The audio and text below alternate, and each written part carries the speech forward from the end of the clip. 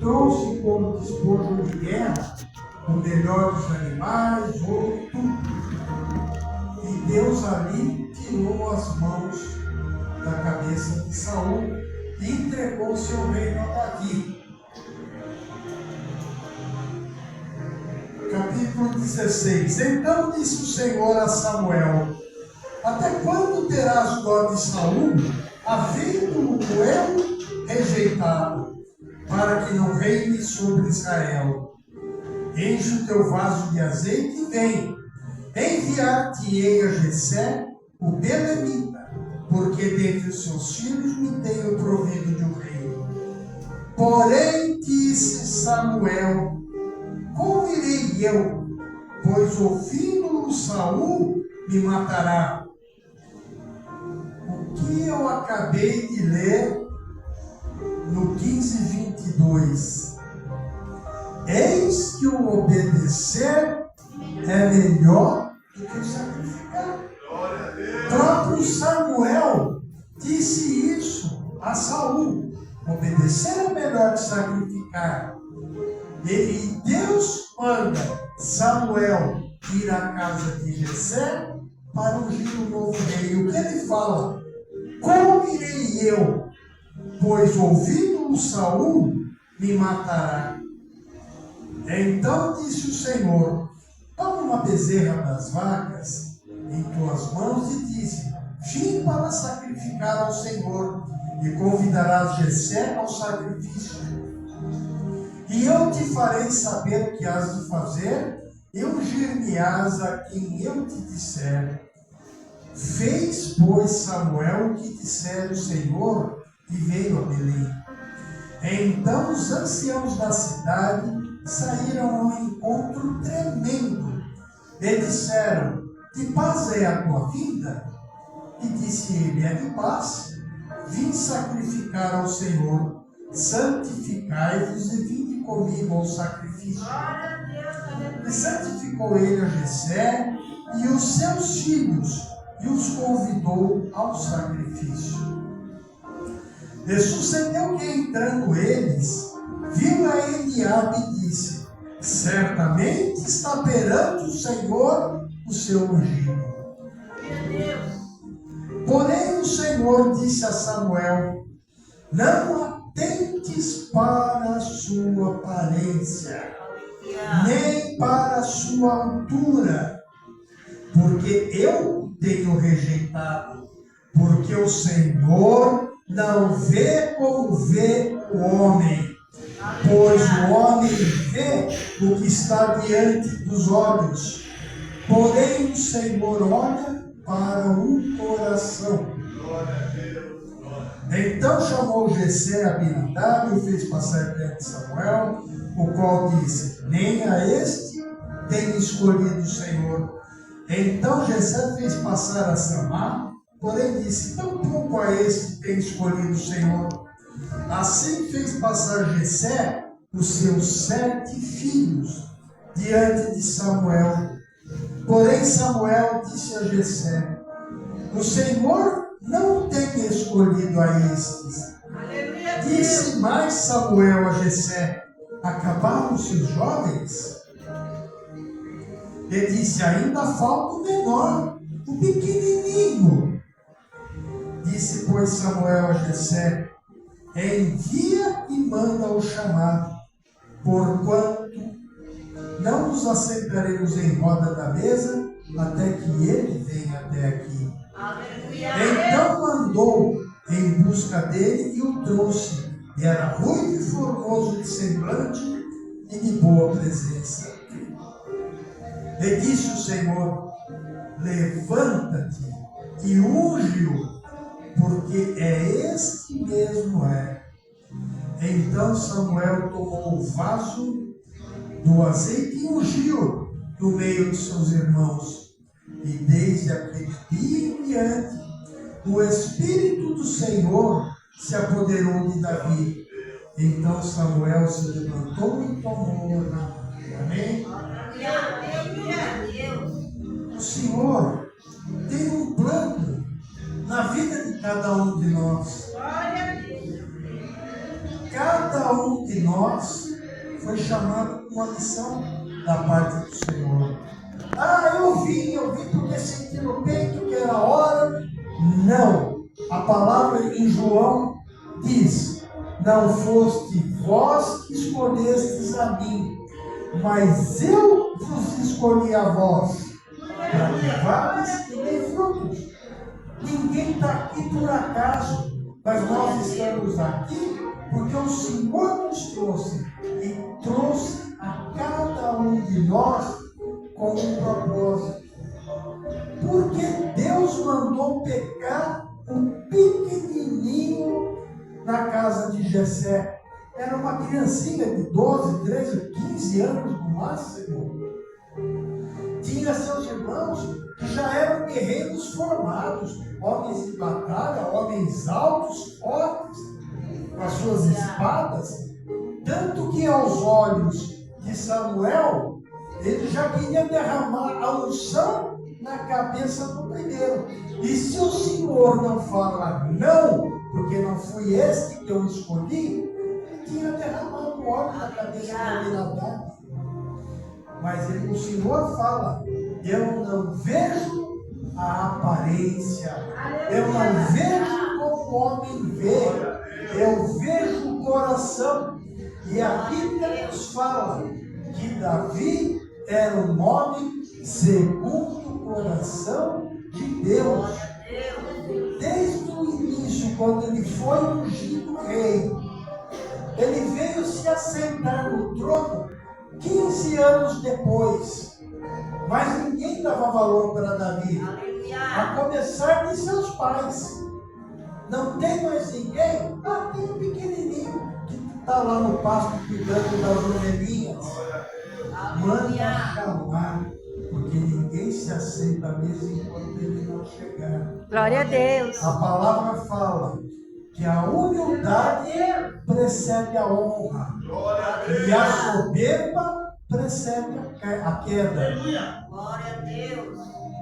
Foi através da humildade que Davi foi ungido rei, criança, mas levou 15 anos ou mais para que ele se assentasse no trono e definitivamente fosse consagrado como rei de Israel. Mas mesmo assim, antes disso, todos olhavam para a sua aparência. Seu pai um dia pegou os pães, os queijos, leite, leva lá para os teus irmãos que estão em guerra, vê como eles estão e se precisam de alguma coisa. Só que quando ele levou, já fazia 40 dias que tinha um gigante no meio do campo de batalha, xingando e desafiando o exército do Senhor de Israel. Seu nome? Golias. Estava lá xingando. Davi chegou naquela hora, pequenininho, com uma sacolinha do pão, uma sacolinha do queijo e o óleo de leite. Quando ele viu aquilo, ele ficou espantado. Quem é esse incircunciso que está desafiando o exército do Deus vivo? Saul era um homem alto. A palavra de Deus diz que ele se destacava no meio do povo, porque aonde quer que o povo estivesse e ele estivesse no meio, daqui para cima, do seu ombro para cima, você via onde estava Saul. Não era nenhum pequenininho, devia ter 2 metros ou mais de altura. Já era um homem de guerra, mas até o rei ficou com medo daquele gigante. Não se atentou e não quis desafiar o poder dele. Mas veio aquele pequenininho que cuidava das ovelhinhas e falou: eu vou. Tentaram colocar nele as armaduras de Saul. Um homem de 2 metros colocar uma armadura numa criancinha de 15 anos. Ele botou aquilo e falou: Senhor, eu não consigo nem mexer. Por quê? Porque não foi feito para ele. Nós temos que usar os trajes que o Senhor nos dá. Glória a Deus, Nós aleluia, temos Deus. que nos utilizar das armas que o Senhor nos dá. E esse livrinho aqui é um exército completo que nós temos para derrotar o mal. Aqui tem tudo o que nós precisamos para fazer a vontade de Deus e para que Deus faça a nossa vontade também. Nós seguimos a palavra do Senhor. Tiraram os trajes, deixaram Davi com aquela roupinha, o vestidinho dele, o seu alforje. Ele pegou o estilingue, a funda dele, e foi lá com um pedacinho de pau, para poder caminhar e tocar os bichos que apareciam pelo meio do caminho, que eram as armas que ele estava acostumado. Fala, puxa, mas você vai com isso? Ei, vai te matar. Não, eu estava lá no pasto, tomando conta das ovelhinhas do meu pai. Veio um leão e tentou comer uma delas. E eu lutei com o leão. Eu tirei a ovelha da boca dele e venci. Da mesma maneira, eu ainda estava lá no pasto. Um outro dia apareceu um urso querendo pegar as ovelhinhas do meu pai. Mas as ovelhinhas dele estavam sob meus cuidados.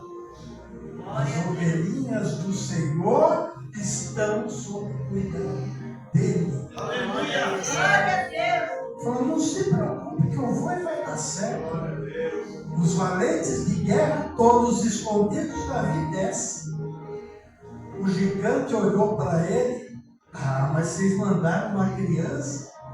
Esse pequenininho aí para lutar comigo? Olha o meu tamanho, mas não vai dar nem graça. Não vai dar nem para o começo. E Davi, conforme se aproximava do gigante, que começou a ver aquela altura, porque Golias tinha mais de 3 metros de altura, ele não se atemorizou, mas ele olhava para o gigante e falava, bom, uma cabeça desse tamanho é difícil errar. Se eu derrubava a banca no pé com meu estilingue, imagina o que eu não vou fazer com uma cabeça desse tamanho. O exército do rei Saul, olhando para Davi com os olhos humanos. Coitadinho, não vai sobrar nada. É uma criança pequenininha. Olha o tamanho, olha o tamanho dele. Mas o Senhor fala, eu não olho a aparência, eu olho o coração. Samuel olhou a aparência, queria ungir erradamente o irmão de Davi. O Senhor falou, não atentes para a aparência. O gigante estava tentando para a aparência. O exército de Saul estava tentando para a aparência. O exército dos filisteus estavam tentando para a aparência. Mas Davi falou o que para o gigante? O gigante falou o que para o Davi? Sou por um acaso eu, um cachorro que vem com paus e pedras para cima de mim? Davi falou que eu vou para cima de ti em nome do Senhor dos Exércitos. Hoje ele me entregará você nas minhas mãos. Glória a Deus. E assim foi. Bastou uma pedra para que aquele gigante caísse por terra. E Davi cortou a cabeça dele com a própria espada dele. Deus era com ele. Davi foi crescendo, foi se tornando um homem de guerra, tanto que provocou o ciúme em Samuel, quer dizer, Saul, o rei de Israel, porque eles saíam juntos. Quando Saul chegava, o povo louvava. Saul matou seus milhares, mas Davi os seus 10 milhares. Davi tinha as mãos sujas de sangue. Por isso o Senhor não permitiu que ele perdesse o templo. Deixou essa tarefa para o seu filho Salomão. Porque Davi era homem de guerra. Davi pecou, Davi foi sujo. Mandou Urias para a guerra para ficar com a mulher dele, Batseba. Cometeu um assassinato. Mas Davi era segundo o coração de Deus. Por quê? Porque ele temia o Senhor. Porque ele se arrependia dos seus pecados, dos seus erros. Ele pedia perdão a Deus. A palavra de Deus nos diz que o temor do Senhor é o início da sabedoria. Quando nós tememos a Deus e andamos nos seus caminhos, a probabilidade da gente errar é muito menor, é pequenininha. Porque o Espírito de Deus, o nosso Consolador, Ele é o nosso guia. É Ele que nos dá a direção.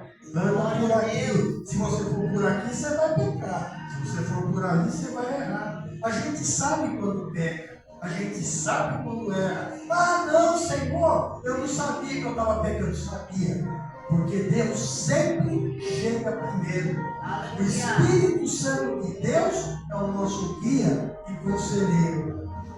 Eu trabalhei 10 anos com um grande homem de Deus. Eu não vou dar esse testemunho hoje. Não é o momento ainda de eu dar o testemunho da minha vida. Mas esse grande homem de Deus, ele falava que a nossa consciência é feita um triângulo.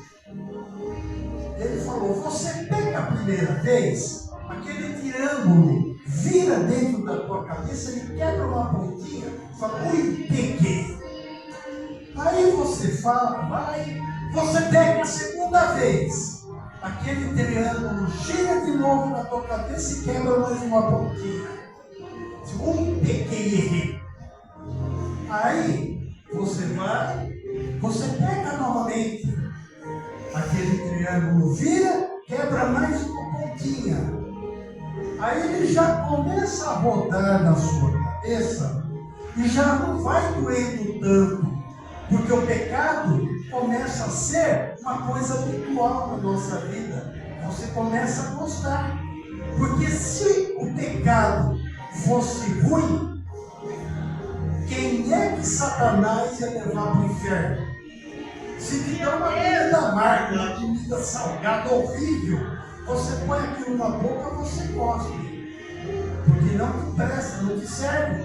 Mas se te dão manjares, te dão as coisas deliciosas do você vai se saciar daquilo. Assim é o pecado. Satanás não fez o pecado de uma maneira ruim. Ele não se apresenta para nós da maneira que ele é, mas ele faz com que a gente dê frutos à nossa imaginação, ao nosso pecado, ao nosso desejo. Ele multiplica aquilo que já está dentro de nós. Ah, eu não peco. Então você está mentindo, que a palavra diz que mente aquele que diz que não peca, porque todos nós pecamos. Mas com o pecado, o Senhor nos dá o arrependimento e pedimos perdão a Deus. Quando o pedido é de coração, o Senhor joga no lado do esquecimento e fala, disso não me lembrarei mais. Assim era Davi, um homem de guerra. Mas apesar de tudo, ele temia o Senhor. E era isso que agradava ao Senhor. Era isso. Aqui eu volto para Samuel 15. Eis que o obedecer é melhor do sacrificar, o atender melhor que a gordura de carneiros. É fácil seguir a Deus? Não é. Não é porque a palavra dele nos priva de muita coisa. Dos prazeres do mundo, dos pratos que Satanás nos oferece. a porta do pecado, se todos nós dermos as mãos um do lado do outro, a gente passa por ela e ainda cabe muita gente ao lado para dar as mãos. Mas a porta que nos leva à salvação, que nos leva a Deus, é estreita.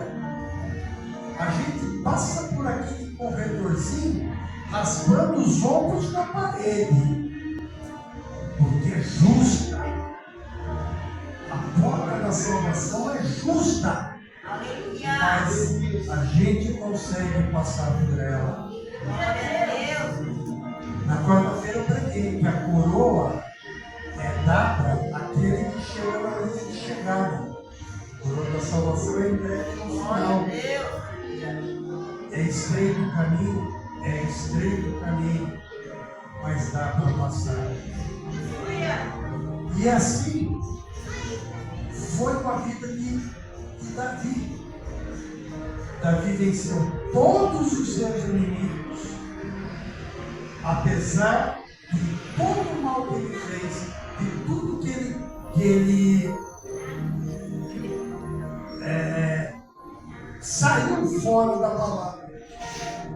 Mas Davi adorava a Deus. O Senhor fez de nós adoradores. O Senhor fez não só para adorá-lo aqui, mas para adorá-lo lá em cima. E a palavra diz que no grande dia haverão duas filas. A da direita, aonde o Senhor vai falar: vinde benditos de meu Pai para o reino que vos está prometido desde a fundação do mundo. Glória a Deus.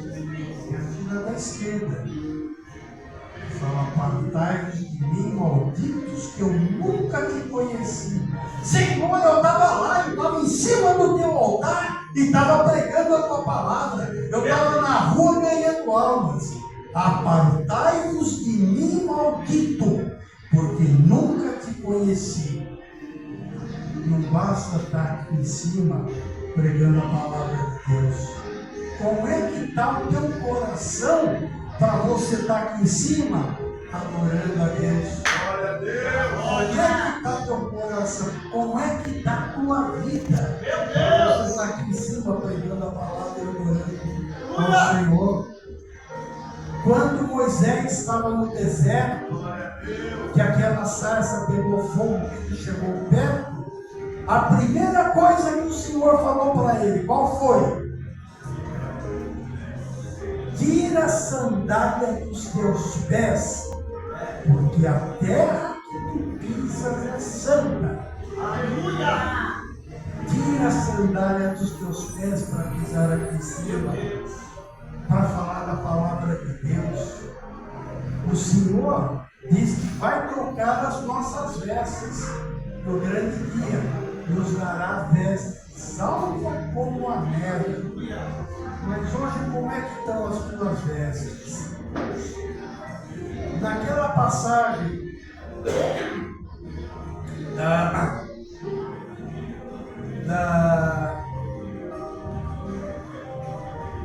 que Eliseu e a Sulamita, ela fala para o marido: vejo que aquele homem que passa aqui todo mês é um santo homem de Deus. Não conhecia, nunca tinha falado com ele, talvez já tivesse ouvido falar de Eliseu, o grande profeta, mas não sabia que era ele. Mas quando passava ele de Geazi, ela observava e falava: vejo que esse homem que passa aqui é um santo homem de Deus. Glória a Deus. Quando você passa pela rua, o que falam de você? Verdade. Glória a Deus. Aleluia. O que é que o povo fala de você quando você passa pela rua? Que testemunho você está dando da tua vida? Glória a Deus. Será que falam: vejo que aquele homem, aquela mulher é um santo homem, é uma santa mulher de Deus. Ó, tá passando um caloteiro, não vem para ele que não paga. Ó, aquele ali é ladrão. Consegue ver? Qual será Aleluia. a sentença que estão dando sobre a tua vida? Você está dando testemunho? Glória a Deus. A palavra do Senhor fala hoje para nós meditarmos de duas coisas: obediência e humildade. Glória a Deus, A aleluia. humildade precede a honra, a soberba precede a queda. Davi era humilde, foi coroado rei. Saul era rei, morreu pela espada. Por quê? Porque desobedeceu o Senhor e a soberba tomou conta dele. Ele achou que ele era maior do que Samuel, que ele poderia sacrificar, que ele poderia falar com Deus, que ele poderia desobedecer, porque ele era rei. A coroa que está na tua cabeça, se você não faz a vontade do Pai, ele tira dela e põe na de outro. Tudo isso é transferível. Daqui para a eternidade, nós vamos levar os nossos atos, as nossas atitudes, o que nós fizermos de bem aqui na terra.